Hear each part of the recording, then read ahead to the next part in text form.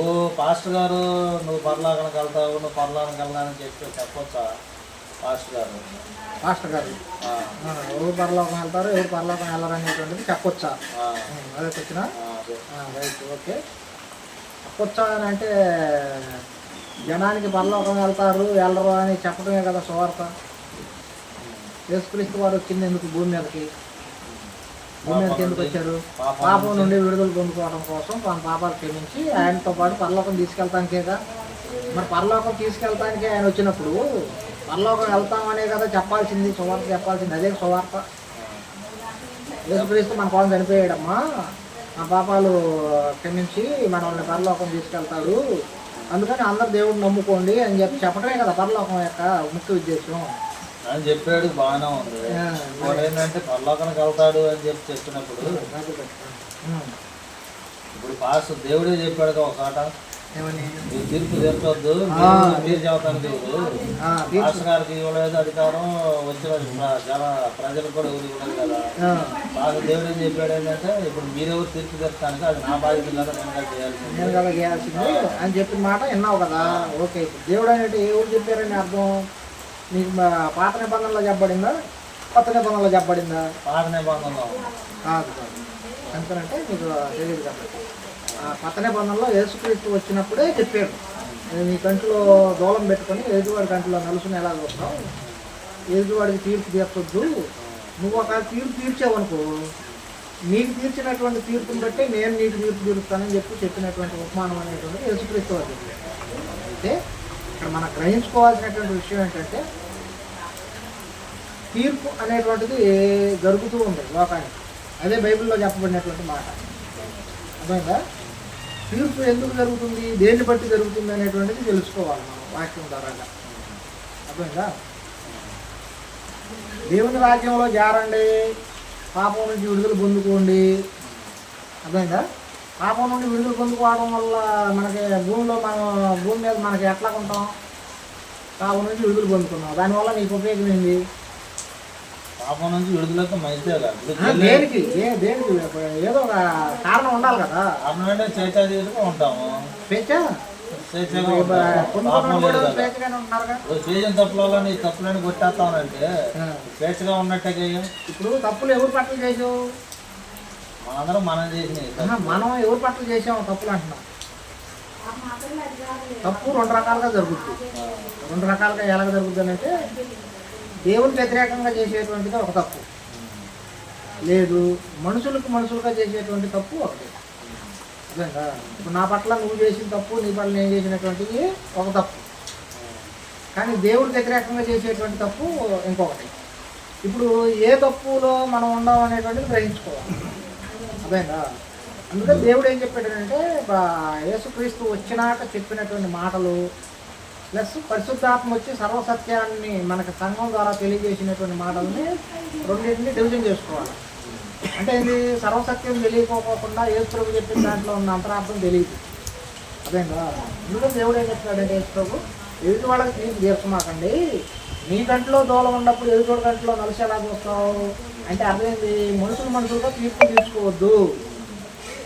అర్థమైందా? మనుషులుగా తీర్పులు తీర్చుకోకూడదు అంటే అర్థం ఏంటి? ఇప్పుడు నా పట్ల నువ్వు చేసేవాళ్ళకు క్షమించాలి, నేను నిన్ను క్షమించాను అనుకో నా పాపాలు దేవుడు క్షమిస్తాడు అని చెప్పబడినటువంటిది అంతా కూడా యేసుక్రీస్తు కాలంలో చెప్పబడింది.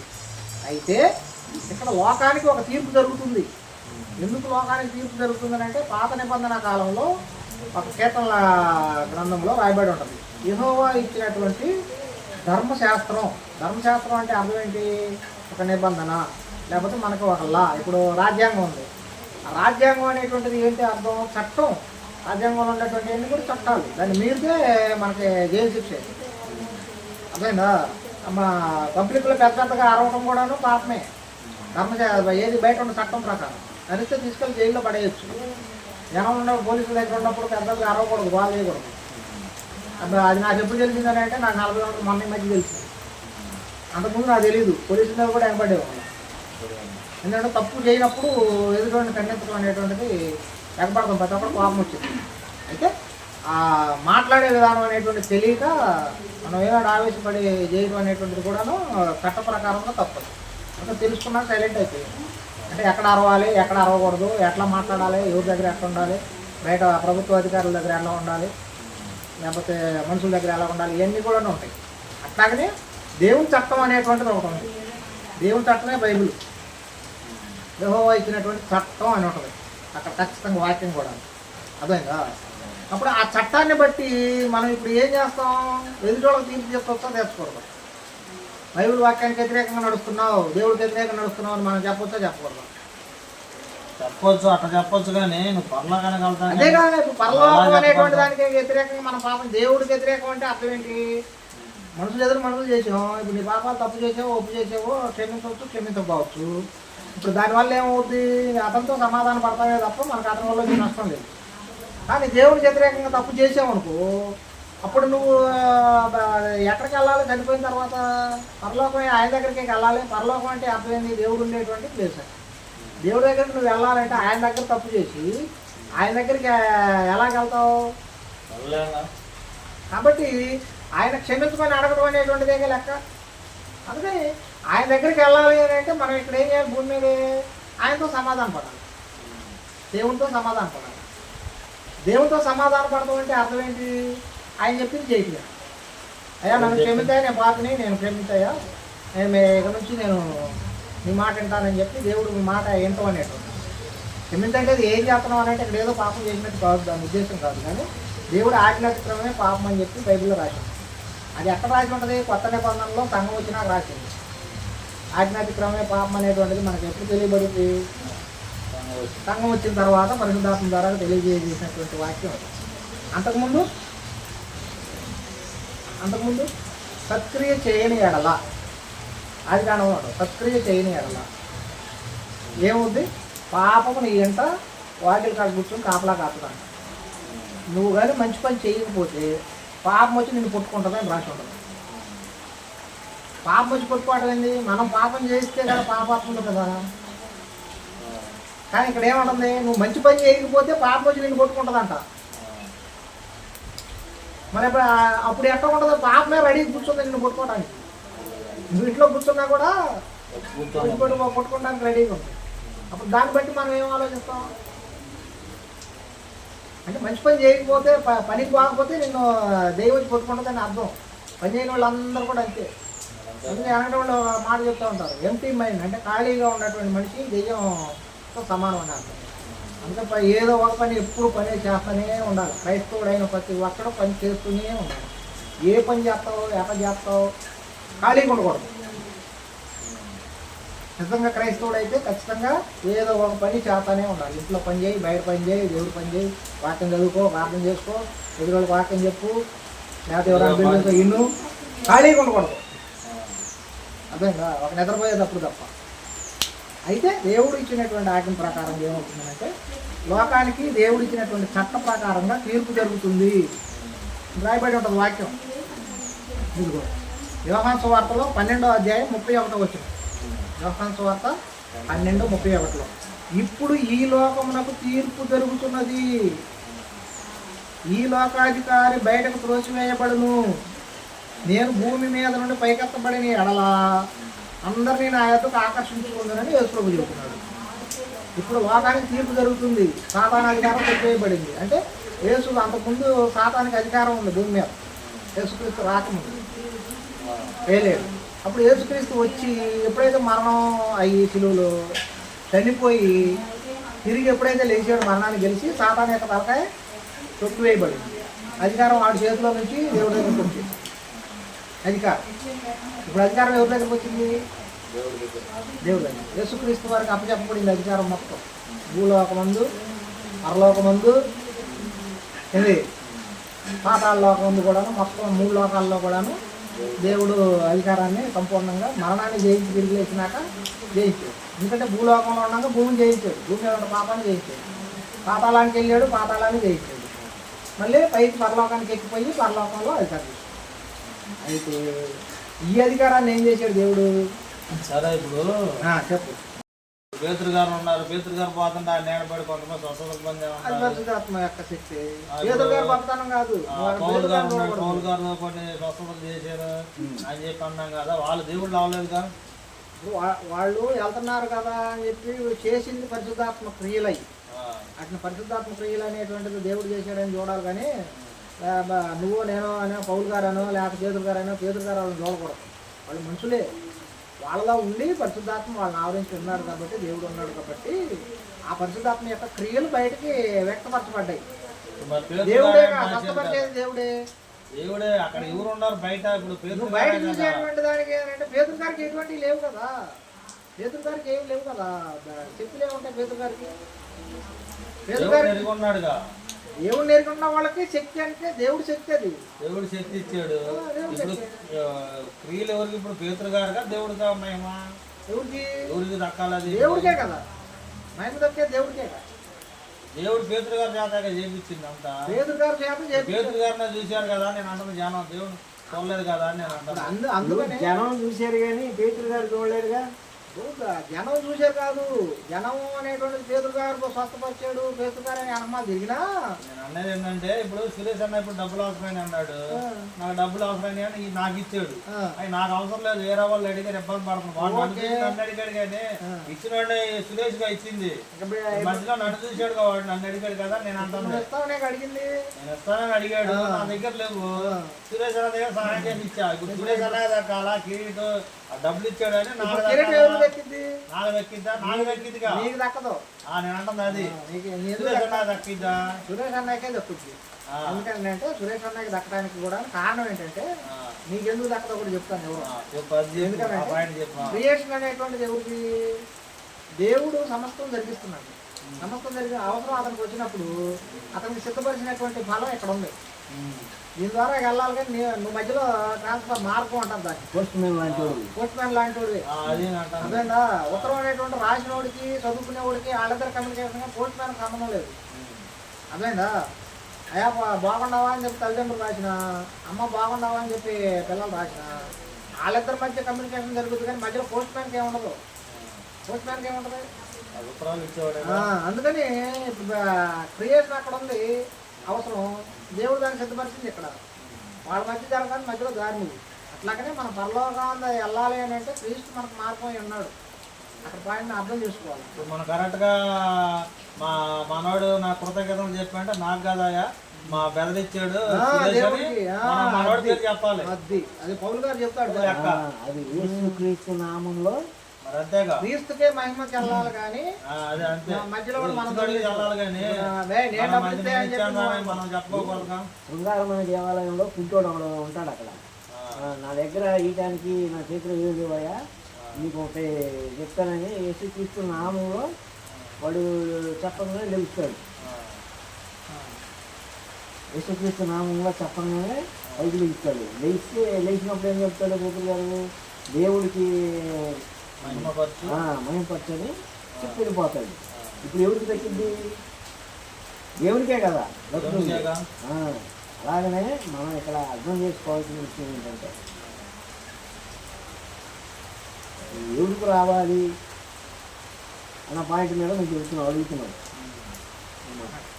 మహిమని ఒకరి మహిమ వాళ్ళు దొంగిలించడం అంటారు దాన్ని. క్రీస్తుకు రావాల్సినటువంటి మహిమని మధ్యలో ఉన్నటువంటి పాస్టర్స్ పనిచేయడం వల్ల మేము చేసాం ప్రార్థన, మీకు స్వస్థత కలిగింది, మేము చేసాం, మీకు బాధలు పోయినాయి అనుకుంటున్నారు. కానీ అప్పుడు వీళ్ళు ఏం చేస్తారంటే యేసుక్రీస్తుకు రావాల్సిన మహిమని వీళ్ళు దొంగిలిస్తున్నారంటే పూజారాడు పడినట్టుగా దేవుడు ఇచ్చేది వరం. మధ్యలో వీళ్ళు ఏంటంటే ట్రాన్స్ఫర్మేషన్ మధ్యలో ఉన్నట్టు పోస్ట్ మ్యాన్లే కదా తప్ప. ఉదాహరణకి ఇప్పుడు మన జగన్ పెట్టినట్టు వాలంటీర్ని పెట్టాడు. పసిలెంట్తో పని లేదు, మంత్రితో పని లేదు, ఎమ్మెల్యేతో పని లేదు, డైరెక్ట్ వాలంటీర్ రావటమే. వాలంటీర్ ప్రభుత్వానికి లింక్. ఈ మధ్యలో జనానికి ఇచ్చారు. ఈ సిస్టమ్ అనేటువంటి కదా యేసుక్రీస్తు చేసింది అదే పని. అంతకుముందు నువ్వు అన్నట్టు వరుసగా ఎమ్మెల్యేలు, ఎంపీలు, తర్వాత వీళ్ళు పంచాయతీలో నుంచి వరుసగా అందరు దింపుకుంటూ వచ్చేదానికి లాస్ట్ ఏముండేది కాదు చేరడానికి.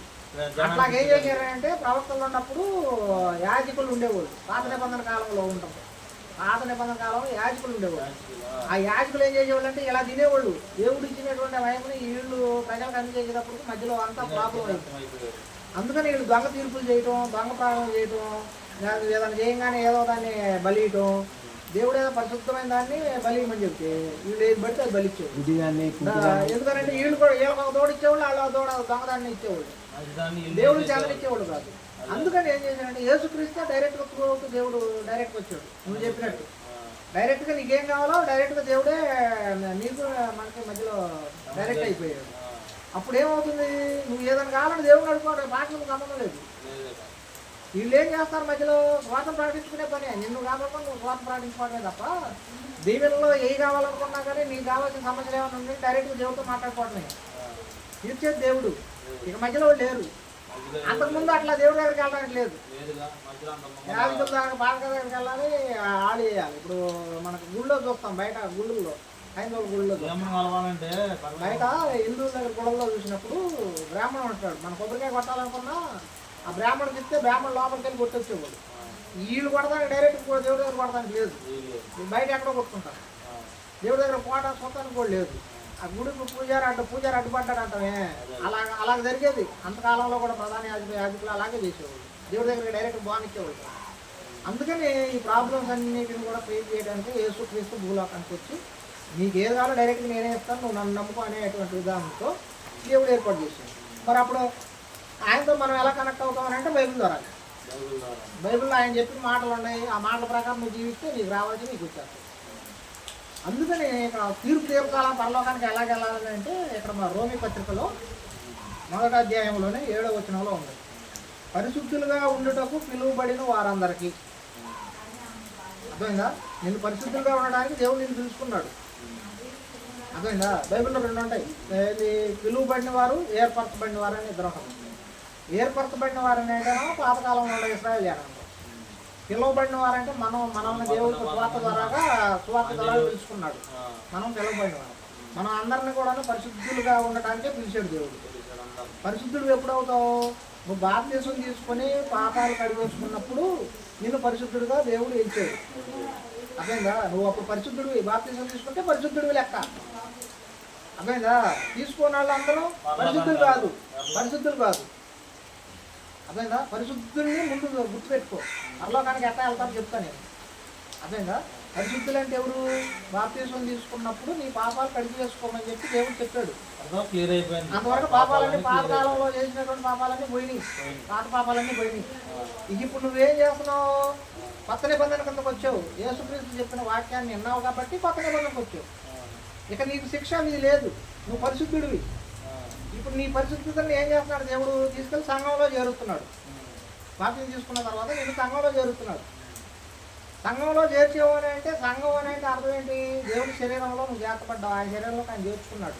యేసుక్రీస్తు వారే చేరుస్తాడు. ఎవరు సంబంధం లేదు, పాస్టర్ సంబంధం లేదు. యేసుక్రీస్తు వారు సంఘంలో చేర్చాడు. ఏ సంఘం? పెంచుకోని సంఘం, ఏసనగర్ సంఘం, లేకపోతే పోయే సంఘం, వేరే సంఘాలు కాదు. ఈ కాదు చెప్పేది, సార్వత్రిక సంఘం. ప్రపంచవ్యాప్తంగా యేసుక్రీస్తు వారు ఏ సంఘం అయితే కోరుకున్నాడో అటువంటి సంఘంలో మనం చేర్చబడ్డాం. ఇంక ఇక్కడ ఉన్నటువంటిది నీ ఇంటికాడ ఉండదు, నువ్వు పోయేది వేరే. అప్పుడు దేవుడు ఇంకొక వచనం ఏం చెప్తున్నాడంటే 1వ కొరింథీ పత్రికలో 6వ అధ్యాయంలో 2వ వచనంలో చెప్తున్నాడు, పరిశుద్ధులు లోకమునకు తీర్పు తీర్చుదురని మీరు ఎరుగరా అని పరిశుద్ధాత్మ ద్వారా మాట్లాడుతున్నాడు పౌలు గారు. పరిశుద్ధులైన మీరు లోకమునకు తీర్పు తీరుస్తారు. నీ బాధ్యత ఉంది, నీకు తెలుసు ఆ సంగతి. నేను నాకేం చెప్తున్నావు? ఈ లోకానికి తీర్పు జరుగుతుంది అని చదువుకున్నాం. తీర్పు తీర్చేది ఎవరు? పరిశుద్ధులు ఎవరు? సంఘంలో చేర్చబడిన వాళ్ళు, బాప్తిసం తీసుకుని దేవు పాపాలు గడుపుకున్న వాళ్ళు పరిశుద్ధులుగా దేవుడు ఎంతబడినప్పుడు, సంఘంలో ఉన్నప్పుడు సంఘము తీర్పు తీరుస్తుంది. నువ్వు సంఘం అనే మాట మాట్లాడాలి కానీ నేను అనుకోకూడదు. ఇక్కడ నువ్వు మళ్ళీ నేను అనుకుంటే గర్వంలో అవుతుంది, అట్లా రాకూడదు. సంఘంలో సభ్యుడు కాబట్టి సంఘము తీర్పు తీరుస్తుంది. లోకానికి సంఘము తీర్పు తీరుస్తుంది. తీర్పు తీర్చడం అంటే అర్థం ఏంటి? తీర్పు తీర్చడం అంటే అర్థం ఏంటంటే అపోస్తల కార్యాలలో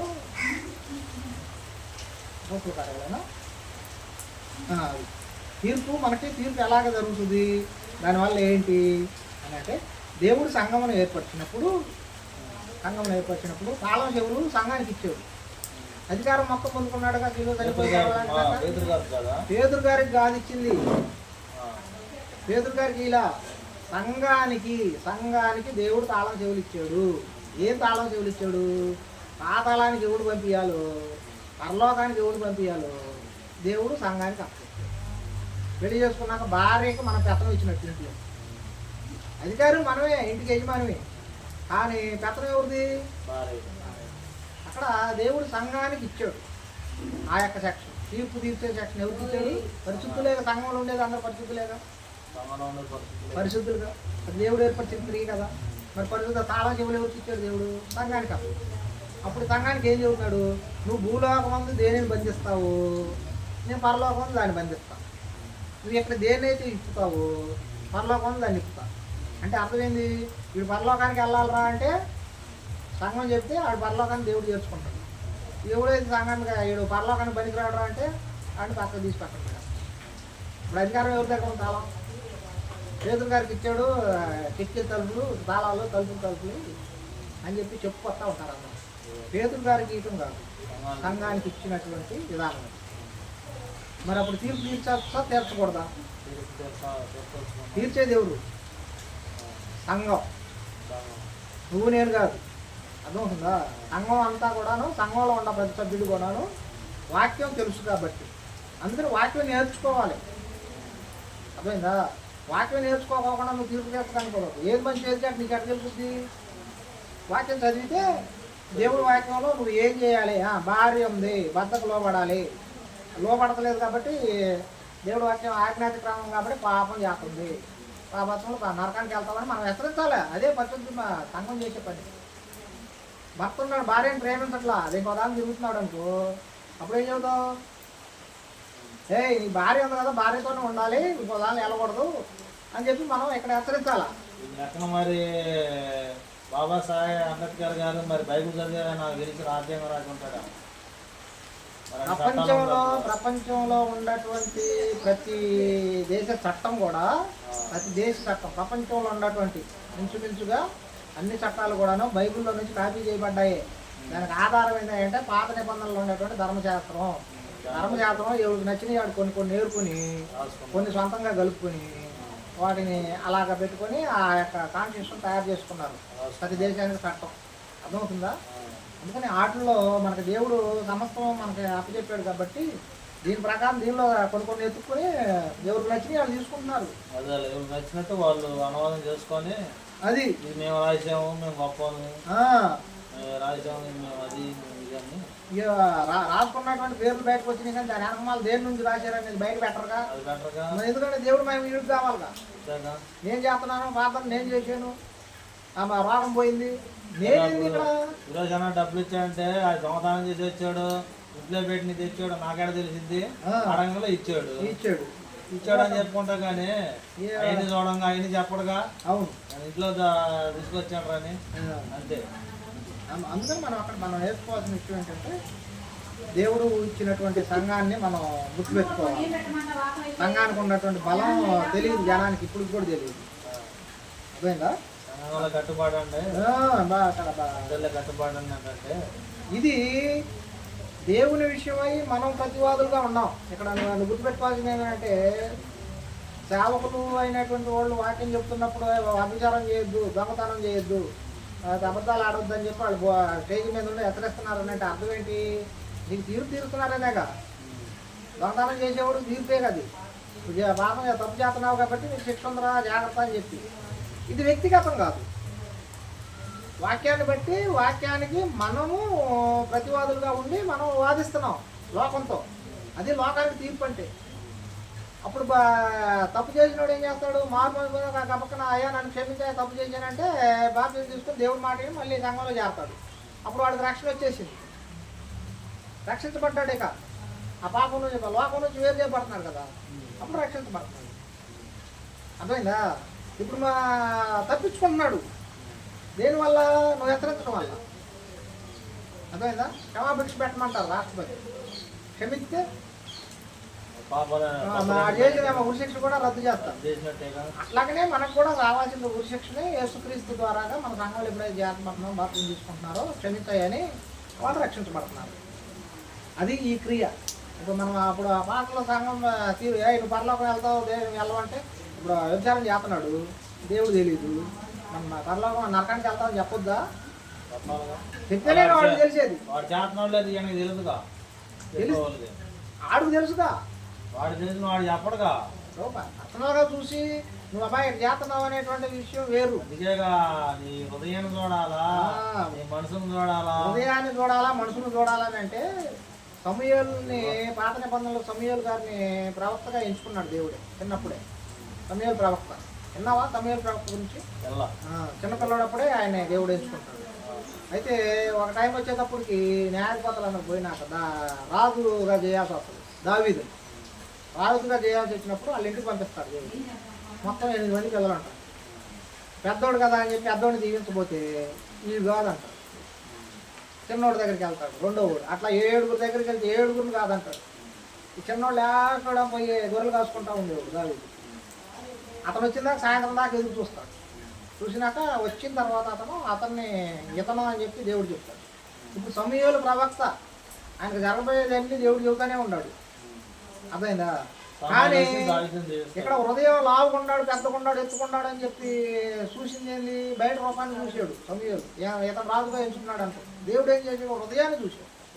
దావీదు దేవుడికి లోబడేటువంటి, ఇష్టానుసారంగా బతికేటువంటి, పాటలు పాడుకుంటా, దేవుని స్తుతించుకుంటా, అక్కడ గొర్రెలు కాసుకుంటా ఉన్నటువంటి ధైర్యం ఆయనకి.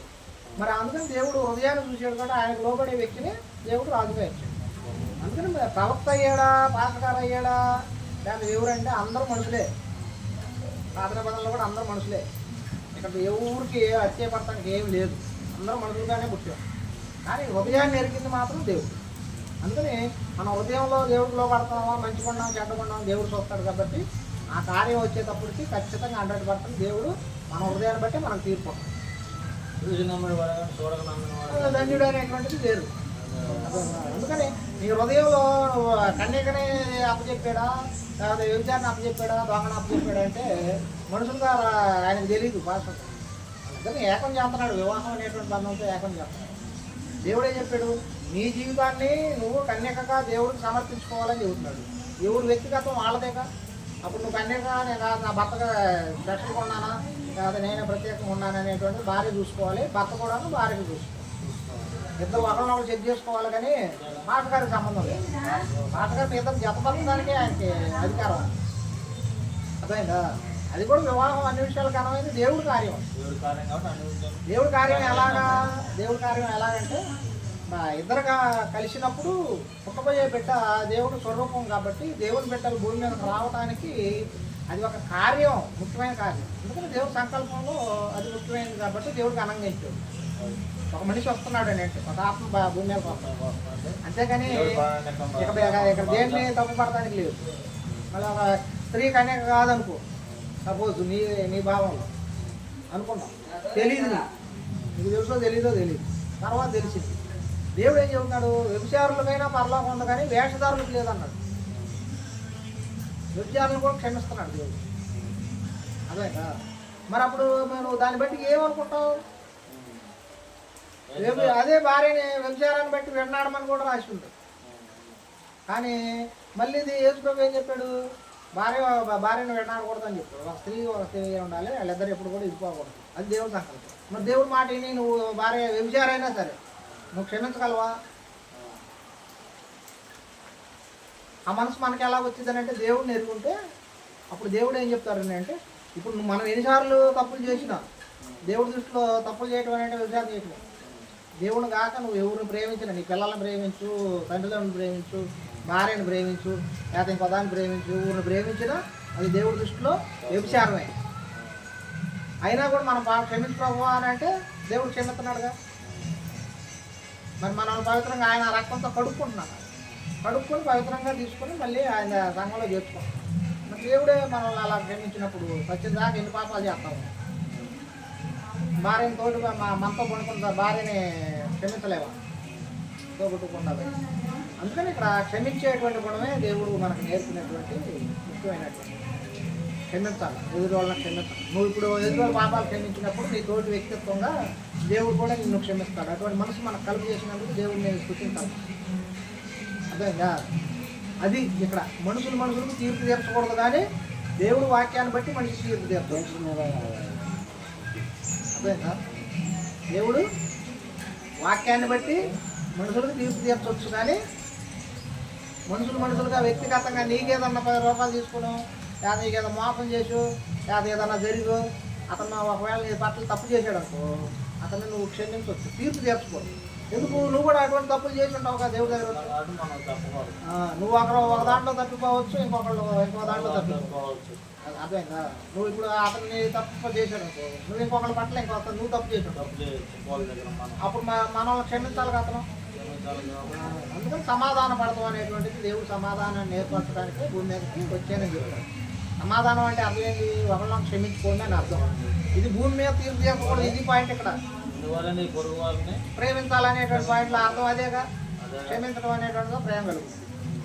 అలా చేయకోకుండా నువ్వు దేవుడి వాక్యాన్ని బట్టి తీర్పు తీర్చకూడదు అంటే, దేవుడి వాక్యానికి నువ్వు ప్రతినిధి అయినప్పుడు లోకానికి తీర్పు తీర్చాలి. నువ్వు పరిశుద్ధుడివి, బాప్తిసం తీసుకుని సంఘంలో చేర్చబడినాక నీకు హక్కు ఇచ్చాడు దేవుడు. నువ్వేది చేస్తే దేవుడు నీకు అనుకూలం. మరొక తీర్పు తీర్చేటువంటి అధికారం ఉందా లేదా సేవకులు? అది కాబట్టి ఉంది అనేటువంటి దాంట్లో ఏ విషయంలో చెప్పాలి అనేటువంటి గుర్తుపెట్టుకోవాలి. నాకు వ్యక్తిగతం చేశాడని దోషారోపణ చేయకూడదు. ఎందుకంటే దేవుడు ఉదయాలు పరిశీలించేవాడు కాబట్టి వ్యక్తిగతం చేస్తున్నావా వాక్యానుసారం చేస్తున్నావా దేవుడు చూస్తాడు. దేవుడి వాక్యాన్ని బట్టే మనం తీర్పు చేస్తాం తప్ప మనం వ్యక్తిగతంగా తీర్పు చేసుకోకూడదు. అది బైబిల్ చెప్పేటువంటి నిబంధన. అది తెలియక దేవుడు తీర్పు తీర్చొద్దన్నాడుగా అని అంటే సువార్త ప్రకటించడం కూడా తప్పేగా. ఎదురుడికి చెప్పడం అంటే నువ్వు తప్పు చేయొద్దని చెప్పడమేగా బైబిల్ సువార్త. అందుకని సువార్తకు మన దేవుడి వాక్యాన్ని నమ్మినప్పుడు మనం చేయాల్సినటువంటి పని అది. ఆ బాధ్యత కూడా మనకు ఉంది. బాధ్యత అంటారు దాన్ని, బాధ్యత అంటారు. అదే సువార్త. తీర్పు తీర్చడం అనేటువంటిది కూడా సువార్త. అందరూ మారు పొందండి, రక్షణ పొందని పాపాలు చేసి ఎవరు కూడా పరలోకం ఎలాగో నశించిపోతారు, రేపు అగ్నిలోకి వస్తారు. అందుకని మారు పొంది దేవుడు నమ్ముకొని పరలోకం దేవుడు వచ్చినప్పుడు ఎత్తబడతాం, సంఘంలో చేరండి అని చెప్పడమే కదా సువార్త అంటే. మరి అదే తీర్పు.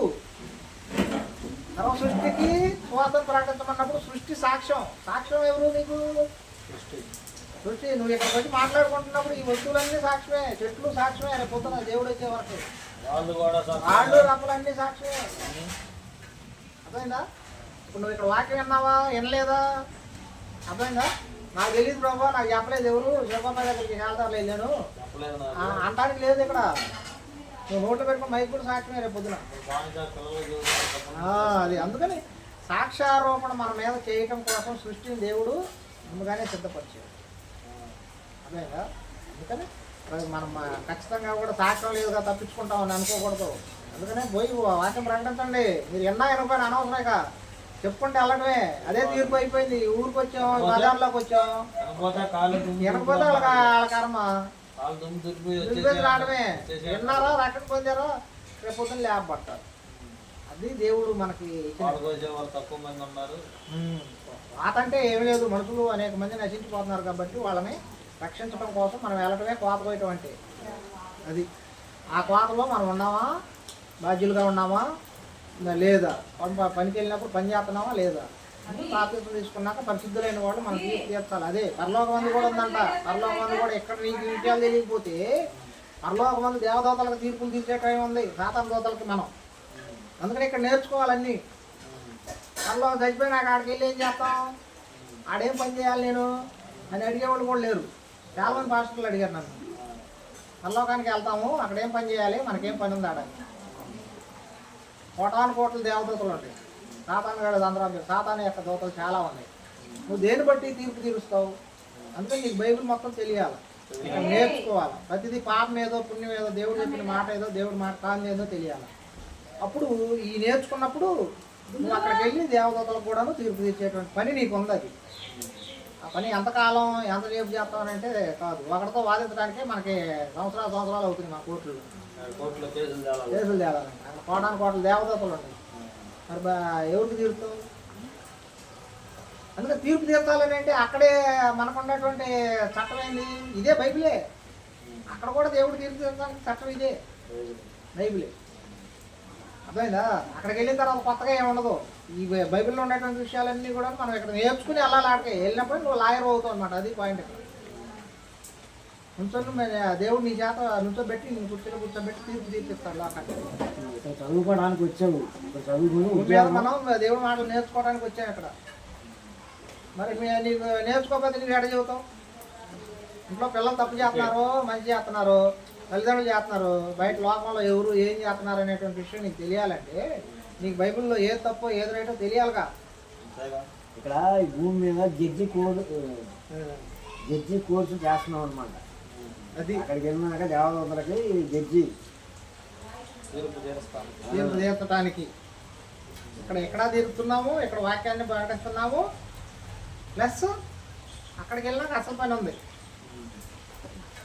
అర్థమైందా? అందుకని అట్లా మనం ఆలోచించేటువంటి విధానంలోనే ప్రాబ్లమ్స్ ఉంటా ఉంటాయి. అందుకని కొత్త నిబంధనల్లో పాత నిబంధనలు ఇద్దరు ఉండాలిగా. మగోడేడి మగ మనిషి లేకుండా ఆడ మనిషిని తీసుకొస్తే ఆడదా బలమేను మా మగోడా? మరి మగోడు కదా బొట్టు రావాలి, ఆడేడి. అందుకని ఇక్కడ దేవుడు ఇచ్చినటువంటి తీర్పు ఎలా ఉంటుందని అంటే దేవుడు కూడా అక్కడ తీర్పు తీర్చాడు. ఆయన కూడా తీర్పు తీర్చలా. ఎక్కడ కదా వ్యభిచారం చేసిందంటే ఏ పాపం చేసి తెలియదు కదా. ఆయన కూడా తీర్పు అమ్మా ఇక్కడ నుంచి పాపం చేయలేక అన్నాడు, అయిపోయింది. ఆయన తీర్పు తీర్చాడా, నువ్వు తప్పు చేసావు నేను చంపేస్తా. వాడు తీర్పు తీర్చకపోతే దేవుడు అడ్డుపడ్డాడు. ఇక్కడ అది పాయింట్. అక్కడ మనుషులు వ్యక్తిగతం అది. పాపం చేయదంటే ఆమె అప్పటి నుంచి పాపం మానేసి యేసుప్రభుని అమ్మడించింది. ఆమె మరి ఉత్తమమైనటువంటి మరి బైబిల్ మొత్తంలో ఆమె యేసుప్రభు పాదాలను కడిగింది. యేసుప్రభు చనిపోయింది, సమాధిలో ఉండగా ముందు పోయే సమాధుల్లో పోయే యేసుప్రభుని కనుక్కుంది. ఆమె చూసింది. ఆమె ఎంత విధేయతగా ఉందనంటే అంత మంచి పెట్టుకోవాలంటే బైబిల్లో చెప్పబడిన వాళ్ళందరిలో కూడా నా మంచి పెట్టుకోవాలి. అందుకని తప్పు ఎవరిది అంటే దేవుడికి వ్యతిరేకంగా ఇప్పుడు ఒక రకంగా చెప్పాలంటే విచారం చేయొద్దు అనేటువంటి దేవుడి మాట ఆజ్ఞ అతిక్రమం అయినప్పటికీ అది వ్యక్తిగతంగా శారీరకంగా చేసినటువంటి విషయం కాబట్టి దేవుడు దాన్ని మరి క్షమించేసాడు. తెల్లారి నుంచి ఆమె లోబడిపోయి ఇక్కడ అదే ఇక్కడ ఎప్పుడైతే దేవుడి మాటకు లోబడ్డామో అప్పుడు మనం విడుదల పొందుకుంటాం, తీర్పులో కాదు. అప్పటి నుంచి మన బతికి అనేటువంటిది నిజంగా ఉంటాం. అప్పుడు మనం అప్పటి నుంచి చేసే లెక్కలోకి వస్తాయి. చిన్న చిన్న పొరపాట్లు జరుగుతూ ఉంటాయి, శరీరం బలహీనమైనది. అది మాటన్ని సరి చేసుకుంటూ పరిశుద్ధులుగా దేవుడు తీర్పు సంపూర్ణం అవుతాం. ఇప్పుడు దాకా సంపూర్ణం కాల సంపూర్ణతను సాధించుకోవడం వాక్యం తెలిసే కొద్దిగా అన్నీ వదిలేస్తూ ఉంటాం. వాక్యం నేర్చుకుంటూ వెళ్ళాలి. వాక్యం తీసుకోవడానికి బైబిల్ అంతా తెలుసుద్దా? తెలియదు కదా, రోజు నేర్చుకుంటాం. లెక్కన మరి మనం మాట్లాడుకుండా పోతే ఎవరు నీ భార్య ఎవరు, నీ కూతురు ఎవరు, నీ కొడుకు ఎవరు లేరు. అందుకనే అన్నీ వదిలిపెట్టమని వచ్చాము, ఒంటరిగానే పోతాము. ఒంటరిగా వచ్చాం కాబట్టి ఒంటరిగా పోతాం అనేటువంటిదే ఇక్కడ. ఒంటరిగా వచ్చి ఒంటరిగానే పోతాం. ఆత్మ పైకి వెళ్ళిన తర్వాత ఎవరు భార్య ఆత్మ, ఎవరు పిల్లల ఆత్మ ఏముండదు ఆడ, ఉండదు. అస్సలకి ఏముండదు. అందుకని ఇక్కడ మన బతికుండా 4 రోజులే సినిమా చూసుకున్నట్టుగా బాధ్యతలు చూసుకుంటాం. లోపల సినిమా చూసావురా? హెల్ప్ఫుల్గా ఉంటుంది అంతే. హెల్ప్ఫుల్గా అంటే మనకు సాడే సహాయం, భూమి మీద మనం బతకడం కోసం దేవుడు మన పనిచేసేటప్పుడు సహాయంగా భార్యను పుట్టించాం. పిల్లలు అనేటువంటి వాళ్ళు ఎలా ఉంటుందంటే మనకి దేవుని పిల్లలకు మనం ఎలాగైతే ప్రేమిస్తున్నామో దేవుడు మనల్ని ప్రేమిస్తున్నాడని ఈ ఆత్మీయతలన్నీ కూడా పరలోకంలో ఉన్నటువంటి మనకు నేర్పించడం కోసం ఇక్కడ బంధాలన్నీ. ఇప్పుడు ఉదాహరణ ఏంటంటే ఇప్పుడు చెప్పేసాము, చెట్టుకి మంచి పొలాలు రాకపోతే ఏం చేస్తాము? నరికేస్తాం. మన భూమి మీద ఉన్న తర్వాత మన భార్య మన పిల్లలు అప్పచెప్పిన బాధ్యత పెంచి మనం అదే మరి పెంచి వెళ్ళిపోవటమే బాధ్యత. గృహ నిర్పాలన పాలనలో పరిపాలన చేసి పరిపూర్ణంగా ఉండాలి. లేకపోతే దేవుడి పని నువ్వు ఎట్లా చేస్తావు పర్ఫెక్ట్గా? అందుకని కరెక్ట్గా ఉండాలి, కరెక్ట్గా పెంచాలి సంఘం. అదే మన బాధ్యత ఇక్కడ. కరెక్ట్గా పెంచాలి. ఇవాళ ఇంట్లో పిల్లలు అట్లా కానీ చిన్నప్పటి నుంచి నువ్వు నేర్పపోవడం వల్ల ఇంట్లో పిల్లలు నా మాట ఏంటలేదు, మా అమ్మాయి నా మాట ఏంటలేదు. నువ్వు వింటూ పిల్లలకు మాది ఉంటే నీ కుటుంబానికి నువ్వు సిగ్నెస్ తిని వాడి కుప్చాలు వేసి పెడితే ఆడు అదే తీగ ఉందా మా నాన్న అన్నాడు 2 సార్లు నా వాడికి వస్తాడు. మా నాన్న అంటారు. అది అందుకని ఇక్కడ మత్తయి సువార్తలోనే 16వ అధ్యాయంలో 18వ వచనంలో రాయబడి ఉన్నది. ఇదిగో ఈ బండ మీద నా సంఘాన్ని కట్టుదును, పాతాళ లోక ద్వారములు దాని ఎదుట నిలువ నేరవని నేను మీతో చెప్పుతున్నాను. పాతాళ లోక ద్వారాలు నిలబడమంట. సంఘం దెబ్బకి పాతాళం అనేటువంటి పారిపోద్ది. సాతాను కూడా దెబ్బ పారిపోతాడు సంఘం ప్రార్థన చేస్తే, అంత బలం ఇచ్చాడు. రెండోది అదేమో పాతాళ లోకం గురించి. పరలోక రాజ్యం యొక్క తాళం చెవులు నీకు ఇచ్చేదను, నీవు భూలోకమందు దేని బంధించుదువో అది పరలోకమందును బంధింపబడును, భూలోకమందు దేనిని విప్పుదువో అది పరలోకమందును విప్పబడునని అతనితో చెప్పాడు. పేతురు గారికి చెప్తున్నాడు. బండ మీద సంఘాన్ని కడతాను. సంఘం పవర్ ఏంటి? పాతాళ లోకానికి ఇటు, పరలోకానికి అటు. పరలోకంతో వెళ్ళాలంటే తాళం చెవులు అక్కడే ఉన్నాయి, పాతాళ లోకాన్ని ఎమడబడాలంటే తాళం చెవులు ఎక్కడే ఉన్నాయి. అది సంఘం అంటే. కొత్త నిబంధన అంటే అది. సంఘం అనే దానికంటే కూడా కొత్త నిబంధన అని కూడా చెప్పచ్చు. అదేందా? అంత పవర్ మనకి ఇస్తే దరిద్రులుగా పెంచుతున్నారు జనాన్ని. సంఘం అంతా నిజంగా యథార్థంగా కరెక్ట్ వాక్యం ప్రకారం ప్రకటిస్తే ఎంత భూమిని తలక్రిందులు చేసేవాళ్ళు వచ్చారు అన్నారు ఆ రోజుల్లో. నువ్వు అన్నావే పేదరు గారు పౌలు గారు వెళ్తుంటే నీడబడ్డ రోగాలు పోయినాయని. అసలు ఇవన్నీ కూడాను ఊరికే వెళ్ళిపోతాయి. రోగాలు గేగాలు ఎవడైనా సరే నిలవడం. ప్రభుత్వాలు కూడా మార్చుకోవాలి. ప్రభుత్వం మార్చడం సంఘం ప్రార్థన చేస్తుంది. అంత బలం దేవుడు సంఘానికి ఇచ్చాడు. మనం ఆ సంఘంలో సభ్యులు అవ్వడం మనం ఎంత ధన్యత చేసుకున్నాం. అందుకనే క్రీస్తునందున్న వారికి ఏ శిక్ష విధి లేదు, శిక్ష లేదు. క్రీస్తునందు మనం కానీ ఇలాగ ఉండి సంఘంలో చేర్చబడి ఆ వాక్యానుసారంగా బతికితే మరొకటే దక్షాస్తం తీసుకొని మన సంఘాన్ని కట్టుబడి నిలబడి సావాసంలో ఉంటూ బ్రతికితే మనకి దేవుడు వచ్చినప్పుడు ఏ శిక్ష విధి లేదు. మనకు అది తీర్పు తీర్చబడదు. మనం డైరెక్ట్గా త్రూ అవుతూ దేవుడు రాగానే దేవుడితో పాటు మళ్ళీ వెళ్తాం. సంఘానికి అంత శక్తి దేవుడు. అదే కృపాకాలం.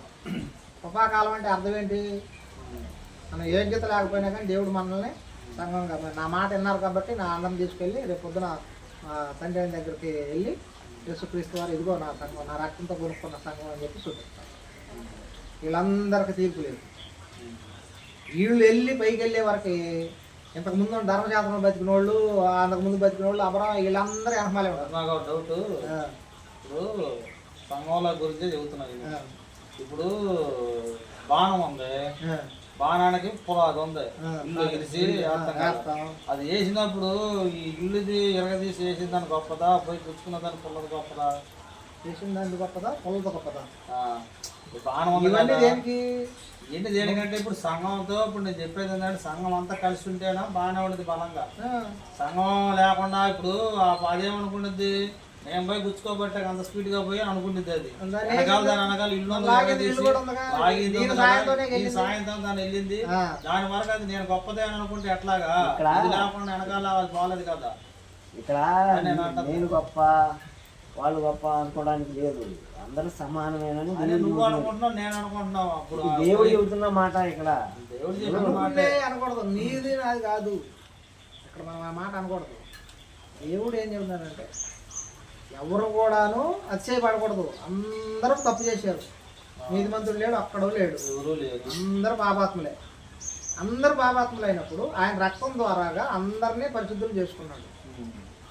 అప్పుడు నువ్వు నీ గొప్ప నా గొప్ప లేదుగా. అదే చెబుతుంది బైబిల్. ఏమన్నప్పుడు మన ఉన్నప్పుడు నేను గొప్ప అని పాస్టర్ గారు అనుకోబట్టి వీళ్ళు ఇంద్రబాబు వీళ్ళు ఎట్లా అనుకుంటున్నారనే ఇప్పుడు. అందుకనే దేవుడు అనుకుంటారు వాళ్ళకే నేను చెప్పాడు, మొదటి తీర్పు వాళ్ళ నుంచి స్టార్ట్ అవుతుందంట. దేవుడు తప్పించుకోవడానికి తీర్పు ఎవరు కాదు మొదలైంది? సేవకుల దగ్గర నుంచి. మనం మాట్లాడుకున్నా అంటే ఈ కోణంలో ఉన్నటువంటి సేవకులందరికీ మనం తీర్పు తీరుతున్నట్టే. మీకు విషయం అర్థమైతే మనం తీర్పు తీర్చొచ్చా తీర్చకూడదా అంటే పాటలుగా ఆళ్ళుగా తీర్పు తీర్చేది సంఘంలో ఎవరైనా తీర్పు తీర్చవచ్చు. పాట గారు మనం తీర్చవచ్చు, వాక్యాన్ని బట్టి పాట గారు మనకు తీర్చవచ్చు. ఇప్పుడు సంఘాలు ఎలా ఉందంటే శివబాబాయ్ ఉన్నాడు, ఏదో డబ్బులు అవసరమై సురేష్ అన్న ఏదో కథ ఇంటికి పోయి ఏమన్నా ఇతర సురేష్ తినడానికి వెళ్ళేదే అని చెప్పి నీకు చెప్పాడు. నువ్వు ఆ బాగా ఇంటికి వెళ్ళావు, చూసుకొని గబాగా పోతున్నావు. అడిగాడు పెద్దవాడు అని చెప్పి చూసుకొని వస్తున్నావు. ఇవి వచ్చేటప్పటికి లోపల ఉండి ఆంటీది అంటున్నాడు, మనం ఎన్నిసార్లు వెళ్ళలేదు సురేష్కి వీళ్ళేదో చెప్తున్నాను అంటాడు. అన్నప్పుడు ఈ మాట ఈ మనిషి అన్నప్పుడు ఎలా కొనుక్కుంటాడు ఈ మనిషి? అదేగా హృదయం ఉన్నటువంటిది బయలుపరచబడకపోదు అంటాడు. నిజంగా హృదయంలో నువ్వు ఏ మనస్తత్వంతో ఉండవు అనేటువంటిది అక్కడ నీకు ఆటోమేటిక్గా ఓపెన్ అయిపోతుందిగా. దేవుడు తెలియజేస్తున్నాడు. ఇప్పుడు ఆ మనిషికి ఏమనుకుంటాడు, ఈ ప్రాణం ఒప్పదుగా ఇలా అనుకుంటున్నాను నా గురించి వెళ్ళిపోతాడు వెళ్ళిపోవడమే మంచిది కదా. అప్పుడు వెళ్ళినప్పుడు సంఘంలో మరి అంతగా అదేగా దెయ్యం పనే, అది దెయ్యం పనే కదా. అందుకని యథార్థంగా ప్రేమించాలి. లోక సంబంధమైన విషయాల్లో నువ్వు కలిసి ఉండవు అనుకో, ఇలాంటి ప్రాబ్లమ్సే వస్తాయి. నువ్వు ఆత్మీయంగా కుటుంబంతో కలిసి ఉండవు అనుకో, అది చక్కగా ఉంటావు, యథార్థంగా ఉంటావు. వాళ్ళకి ఈ మాటలు రావు, నువ్వు చెడుగా ఆలోచించుకోవు. విన్నా కానీ అసలు ఆ మాటలు రావు ముందు. ఆ, అది నువ్వు ఆత్మీయంగా ఉంటే ఈ మాటలన్నీ ఎందుకు వస్తాయి? అది రావు కదా. అదే. అది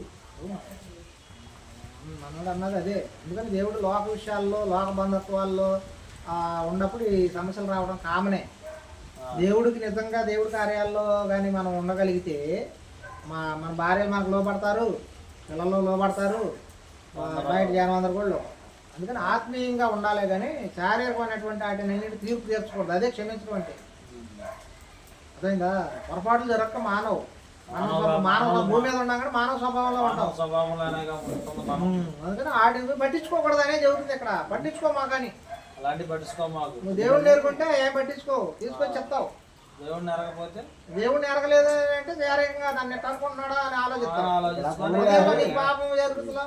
పౌరు గారు అమ్మాని చెప్పారు, ముందు శరీర కోరికను చంపుకోవాలి. భూలోక మందు ఉన్న విషయాలన్నీ మనం పెంటతో సమానంగా చేసుకోవాలి. ముందు ఇవన్నీ చేసుకుంటేనే మనం ఆత్మీయంగా బలపడతాం. ఈ శరీర కోరికల గురించి ఆలోచిస్తున్నాం అనుకో, వాడు అసమంటోడు ఇది అసమంటోడు అన్నీ తప్పులు ఎత్తుకుతూ ఉంటాం. ఆత్మీయంగా వాక్యంలో బలపడి ధైర్యంగా మాట్లాడాలి, అందరితో కలిసి ఉండాలి. అధ్యాయంలో 13వ వచనం, ఆత్మశాత శరీర క్రియలను చంపిన ఎడల జీవించదు. ఆత్మ స్థితిలో మనం ఆత్మశాత శరీర క్రియలను చంపాలి. ఆత్మశాత మనం నడిపించబడేటప్పుడు ఆ శరీర క్రియలను అనేటువంటిది చంపేసుకుంటాం. అది శరీర క్రియల్లో అని అంటే భూలోక సంబంధమైంది, ఆత్మక్రియలు అంటే పరలోక సంబంధం. నువ్వు పరలోకం నేను పరలోకం వెళ్ళాలనుకున్నప్పుడు ఏం పట్టించుకోవు. నేను తిడుతున్నా కానీ పక్కకి వెళ్ళిపోతావు, పడుతున్నా కూడా పక్క వెళ్తావు. అదే కేసు నువ్వు చేసింది. పడుతున్నారు తిట్టే సిలువ వేసినా కూడా చంపేసుకొని వీళ్ళు ఏం చేస్తున్నారు ఇలా తెలియదు బాబు అన్న. మరి అప్పుడు పరలోకం పౌలు గారిని కూడా అట్లా చంపారు కదా, శిష్యులందరినీ అలాగే చంపారు కదా, ఎంతోమంది చచ్చిపోయారు. ఎందుకు? ఈ పట్టించుకో భూలోకం పరలోకం వెళ్ళాలంటే ఈ పట్టించుకోకూడదు. అది అది అంతేగాని ఇవన్నీ పెట్టుకున్నావు అనుకో పరలోకం అది పోద్ది. నువ్వు అటు ఉంటావు ఇటు ఉంటావా? అది దేవుడు మనకి ఇచ్చినటువంటి విషయం. అర్థమైందా? అంటే మనం మా శరీరాన్ని ఎలాగా ఇది చేసుకోవాలి, కాపాడుకోవాలి అనేటువంటిది దేవుడు మనకి ఇక్కడ ఇచ్చినటువంటి వివరణ. ఎందుకంటే మనం ఎప్పుడు కూడా ఆత్మ వల్లనే మనం బ్రతకాలి. దేవుడి మర్మాలు కానీ దేవుడి విషయాలు కానీ మనకు ఆత్మ ద్వారాగానే తెలుస్తుంది. ఇప్పుడు ఇక్కడ చెప్తున్నాడు చూడు, కొరింథీ పత్రికలో 2వ అధ్యాయంలో 13వ వచనం చెప్తున్నాడు, మనుష్య జ్ఞానం నెరవేర్పు మాటలతో కాక ఆత్మ సంబంధమైన సంగతులను ఆత్మ సంబంధమైన సంగతులతోనే సరిచూస్తూ అనులాగా ఆలోచించకూడదు. ఆత్మ సంగతులు దేవుడి విషయాలన్నీ ఆత్మతోనే ఆలోచించాలి. సరిచూస్తూ ఆత్మ నేర్పు మాటలను వీటిని గురించి మేము బోధించుతున్నాం. ప్రకృతి సంబంధి అయిన మనుషులు దేవుని ఆత్మ విషయాలను అంగీకరింపడం. ప్రకృతి సంబంధమైన అంటే భూమి మీద ఉన్నటువంటి విషయాలన్నిటిని పట్టుకుంటే దేవుని మాటలను మనం వినం, అంగీకరించం. అసలు అక్కడ క్లారిటీ చెబుతున్నాడు. అది అతనికి వెరితనంగా ఉన్నవి. దేవునికి క్రియలు చెబుతున్నాం, పర్లోకి వెళ్తానంటే కనపడడం దానికి ఏడాళ్తారు అంటారు. నేను పిచ్చోడి చేస్తాను. ఎందుకు? వాడు లోకంలో ఉన్నాడు కాబట్టి. అందుకని ఆత్మ విషయాలు తెలియవు కదా. అది అందుకని ఆత్మానుభవం చేతనే వివేచింపదగును కనుక అతడు వాటిని గ్రహింపు చేయాలి. ఆత్మ సంబంధి వాడు అన్ని విషయాలు వివేచించు. ఆత్మ సంబంధం ఉన్నావు, భూలోకమే తెలుస్తుంది జ్ఞానం, పరలోకమే తెలుస్తుంది. అన్నిటిని నువ్వు వివేచిస్తావు అంటే గ్రహిస్తావు. శరీర సంబంధం ఉన్నవాడు పరలోక విషయాలు అర్థం కావు. అదే చెప్తున్నాడు ఆత్మ. అర్థమైందా? మరి అట్లాగా మనుషుల సంగతులు అతనిలోనున్న మనుష్యాత్మకే కానీ మనుషులలో మరి ఎవరికి తెలియదు. అలాగే దేవుడి సంగతులు దేవుడి ఆత్మకే కానీ ఎవరికి తెలుస్తుంది? అందుకని ఇక్కడ క్వశ్చన్ చేస్తున్నాడు. నీకు ఆత్మ విషయాలు అర్థం అవ్వాలంటే ఆత్మకే తెలుస్తుంది కానీ శరీరానికి ఎక్కడ తెలుస్తుంది? శరీర విషయాలు శరీరాలకే తెలుస్తుంది కానీ ఇంకోళ్ళకి తెలుస్తుంది. అందుకని మనం గ్రహించాల్సింది ఏంటంటే మనం ఆత్మీయంగా ఉన్నామా శారీరకంగా ఉన్నామా అనేటువంటిది గుర్తుపెట్టుకోవాలి. అందుకని ఆత్మ యొక్క గ్రహింపుతోనే శరీరం యొక్క క్రియలను చంపి అంటే చెడుని అసహించుకుంటూ మనం దేవుడి వైపు శరీరాన్ని నడిపించుకుంటా ఉంటాం. శరీరాన్ని చంపడం అంటే అర్థం ఏంటంటే ఇక్కడ సినిమాకి వెళ్ళకోకుండా ప్రార్థనకి వెళ్తాం, టీవీలకి లీనం చేయకోకుండా వాక్యం కోసం చదువుకుంటా ఉంటాం, వాక్యం వింటూ ఉంటాం. అర్థమైందా? దేవుని పనుల మీద పెడతాం. అక్కడ మన కాన్సన్ట్రేషన్ అంతా కూడా దేవుడి వైపు జరుగుతుంది. ఇక నువ్వు లోకంలో ఉన్నాయన్నీ ఒకదాన్ని వదిలేసుకుంటావు. అది ఆత్మీయంగా బతకడం అంటే. అంతేగాని పాఠంకి వెళ్తున్నాం కదా, లేకపోతే ఈ ట్యాక్బోర్డ్కి ఇటు పోతున్నాం కదా, నేను బాగానే రోజు బైబిల్ చదువుతున్నా అంటే కుదరదు. అంటే క్రియలను కూడా మనం డివిజన్ చేసుకుంటాం. లోకంలో ఉన్నవాడు లోకం పనులన్నీ చేసుకుంటాం. మనం ఆత్మీయంగా ప్రార్థనకి, దేవుడి వాక్యానికి విలువలు ఇస్తాం. దేవుడి కార్యాల్లో ఉంటాం, పాలిభాగ దాంట్లో కూడా మన పాలిభాగం అట్లా చేసుకుంటాం అనేటువంటిది దేవుడి యొక్క విధానం. ఓకే.